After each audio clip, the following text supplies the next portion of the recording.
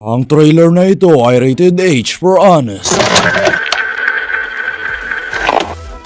Mula sa streaming service kung saan ang mga magaganda lang na makapalabas ay napapanood kesa sa sinihan, inihahandog ang para sa mga burgis na nakasubscribe sa Netflix ng bersyon nila ng Antonieta. Kontrabida Academy. Sabugan ka talaga, ha? At tatabunan ka pa talaga ng mabigat na pader? And styro lang yan, oh! My goodness, oh! Styro lang? Kilalanin si Gigi, isang naaping restaurant worker na nasa tamang pagdurusa lang na pagbibigyan mo dahil masyadong makintab ang Netflix para gumawa sila ng Lino Broca type na bida.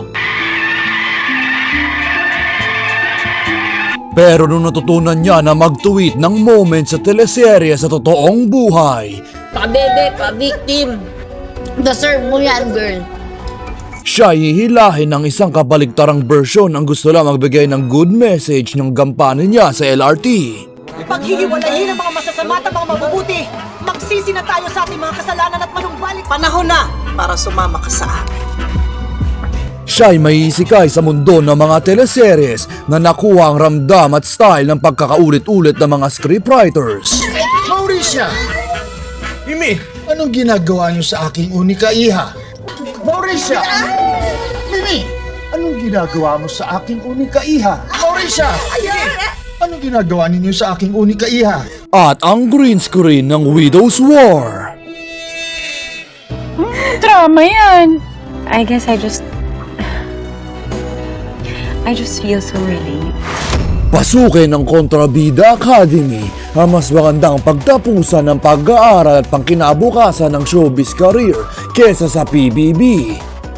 Dito matututunan nyo ang lengguwahe ng mga monologues kahit na mga normal na eskwelahan ay matututunan mo ito kung ang section mo ay kontrabida ng iyong grade level.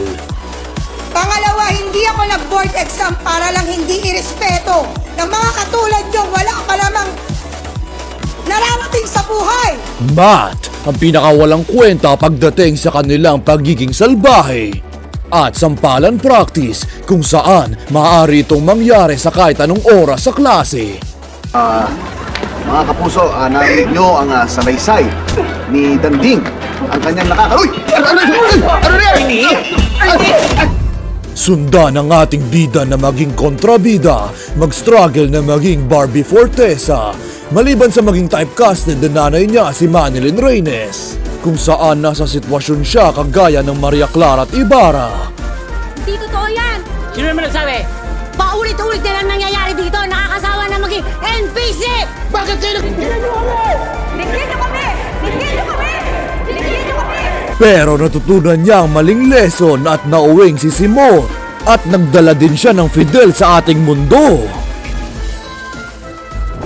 Kaya'y labas ang inner kontrabida at tanggalin ang stress sa isang napakagandang ensemble na maaaring Best Pinoy Film na ng 2025 kung di nyo pa kayang Magellan.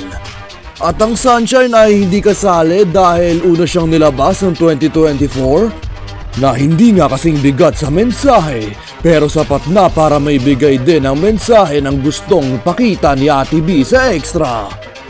Nadinggin ng mga may maliliit na gampanin sa pamamagitan ng minadaling pitch meeting segment. Pwede naman po tayo gumawa ng limited series ng No Limit Angere. Pero siyempre, mala Bridgerton ang atake natin. Pwede rin po culinary docu-series show. Yung puntong ko sa pagluluto ng adobo sa iba't ibang probinsya. So, meron kang starring segment para sa akin? Yes sir, meron!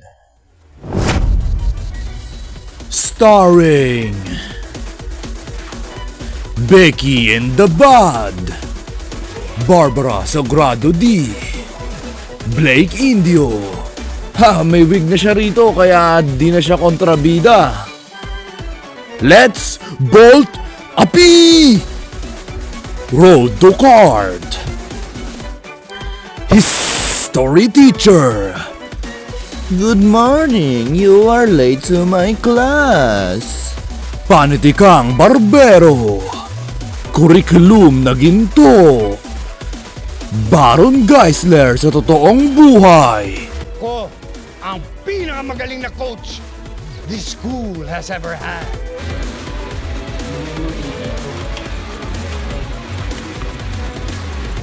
And the composer,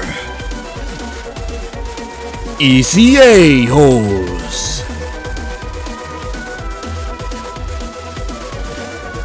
Kung meron akong kontrabida tuwing may pelikula na may kinalaman sa typecasted kontrabida na lumabas online noong nakaraan 2 buwan, di may dalawa akong mag-aaway na second-rate try-hard copycat sila sa isa't isa.